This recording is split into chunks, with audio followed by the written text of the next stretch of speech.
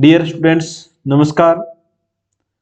आज हम हल करेंगे द्वितीय मूल्यांकन प्रपत्र यानी द्वितीय परख, जो राजस्थान सरकार द्वारा राजकीय विद्यालयों व निजी विद्यालयों में द्वितीय मूल्यांकन प्रपत्र यानी द्वितीय परख या टेस्ट है वो 20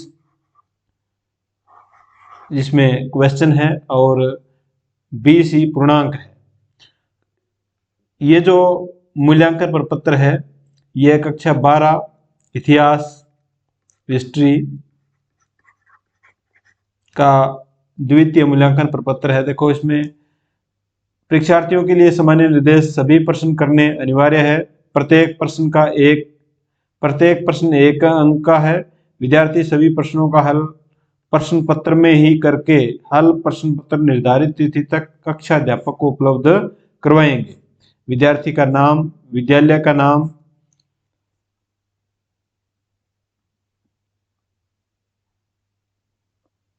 ये एंट्री करने के बाद में हम इस पेपर को हल करेंगे। देखो,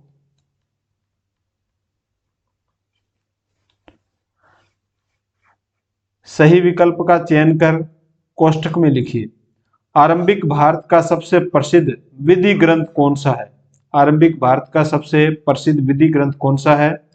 रामायण, महाभारत, सामवेद, मनुस्मृति।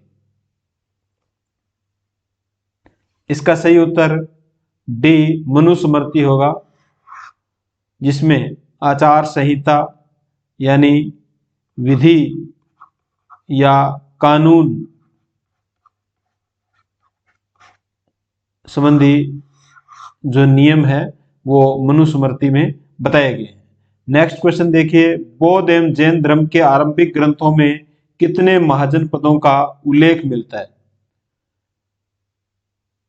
बौद्ध ग्रंथ अंगुत्तर निकाय और जैन ग्रंथ भगवती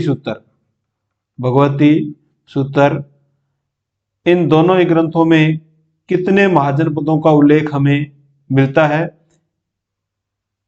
इसका सही उत्तर होगा सी 16 महाजनपद। आंसर क्या होगा? 16 महाजनपद। नेक्स्ट क्वेश्चन देखिए,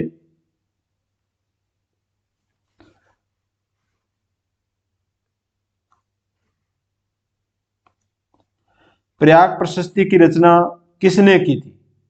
प्रयाग प्रशस्ति की रचना किसने की थी? हरिसेन, कल्हण, बाणभट्ट, चाणक्य। ये जो प्रयाग प्रशस्ति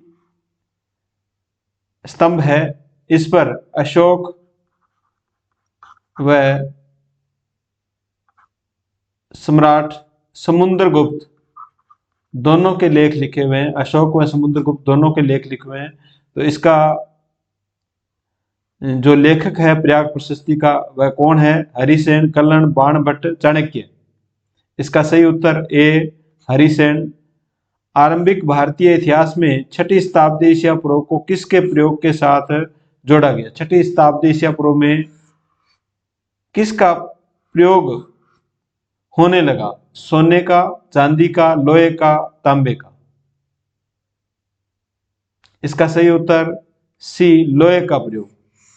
लोहे का प्रयोग पर्याप्त मात्रा में 6ठी शताब्दी ईसा पूर्व में प्रारंभ हो जाता है। नेक्स्ट क्वेश्चन देखिए, किस वंश के शासक अपने नाम के आगे देवदूत की उपाधि लगाते थे? मौर्य शासक, गुप्त शासक, शक शासक, कुषाण शासक।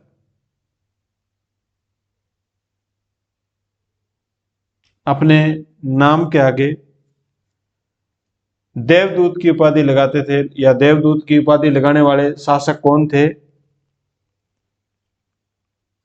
आंसर दीजिए।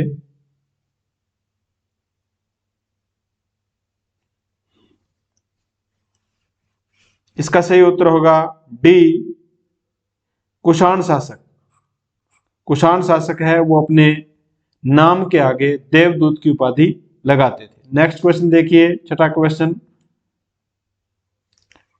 इंडिका नामक पुस्तक की रचना किसने की थी? सुकरात, प्लेटो, मेगस्थनीज, अरस्तु।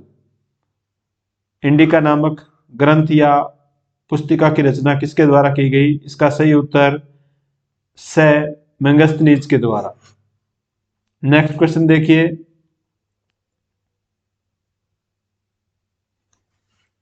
क्वेश्चन नंबर 7, अशोक ने धम्म के प्रचार के लिए जिन अधिकारियों को नियुक्त किया उन्हें क्या कहते थे?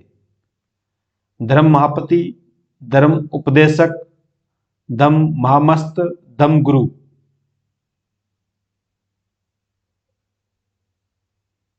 इसका सही उत्तर से धम्म महामस्त या धम्म महामात्रों की नियुक्ति अशोक ने धम्म के प्रचार प्रसार के लिए की।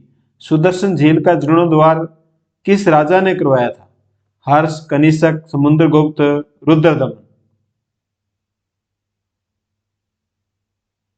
इसका सही उत्तर डी, रुद्रदमन ने सुदर्शन झील का जीर्णोद्धार रुद्रदमन के द्वारा करवाया गया। शासकों की प्रतिमा और नाम के साथ सबसे पहले सिक्के किन शासकों ने जारी किए? मौर्य शासकों ने, गुप्त शासकों ने, हिंदू यूनानी शासकों ने, शक शासकों ने।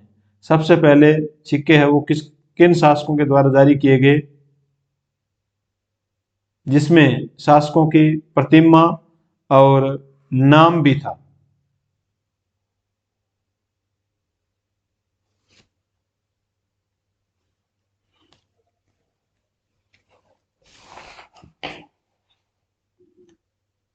इसका सही उत्तर डी, शक शासकों के द्वारा प्रतिमा और नाम के साथ जो सिक्के जारी किए गए वे शक शासकों के द्वारा जारी किए गए। नेक्स्ट क्वेश्चन देखिए,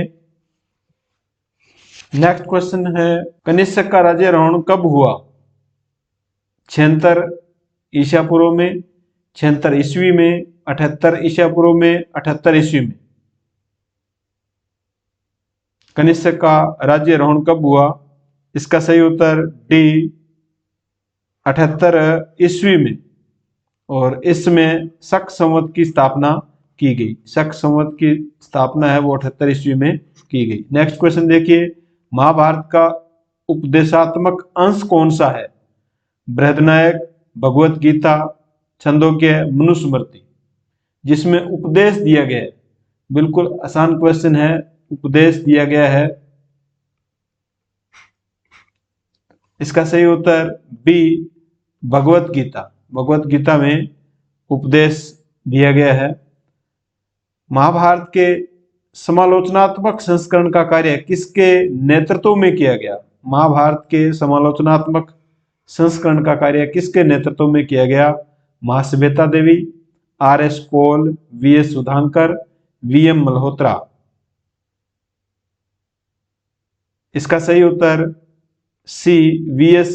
सुधांकर के द्वारा। महाभारत के समालोचनात्मक संस्करण का कार्य वी.एस. सुधांकर के द्वारा किया गया। नेक्स्ट क्वेश्चन देखिए, वर्तमान में महाभारत में श्लोकों की संख्या कितनी है?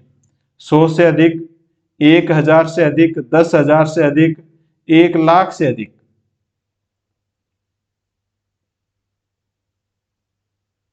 इसका सही उत्तर डी, 1,00,000 से अधिक। 1,00,000 से अधिक महाभारत में श्लोकों की संख्या बताई गई है। नेक्स्ट क्वेश्चन देखिए, धर्मसूत्र एवं धर्मशास्त्र के अनुसार विवाह के कितने प्रकार बताए गए हैं? 4, 6, 8, 10।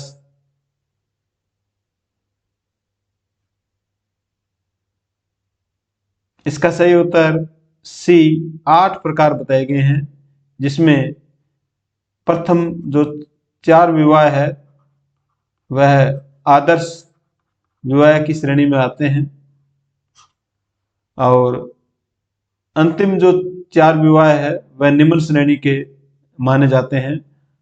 मात्र नाम से चिन्हित किए जाने वाले शासक कौन से थे? यानी वे किस वंश के शासक थे जिनके नाम से पहले माता का नाम लिखा जाता है? शक शासक, गुप्त शासक, सातवाहन शासक, कुषाण शासक।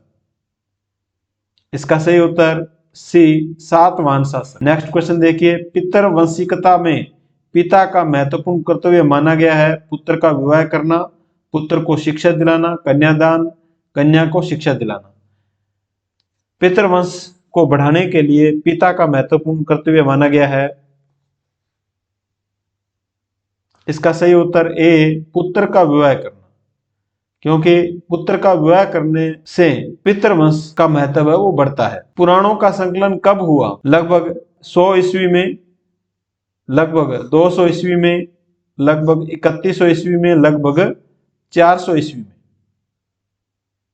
पुराणों का संकलन कब हुआ? इसका सही उत्तर बी लगभग 200 ईस्वी में पुराणों का संकलन किया गया। 18 पुराण है। नेक्स्ट क्वेश्चन देखिए, महाभारत किस भाषा में है?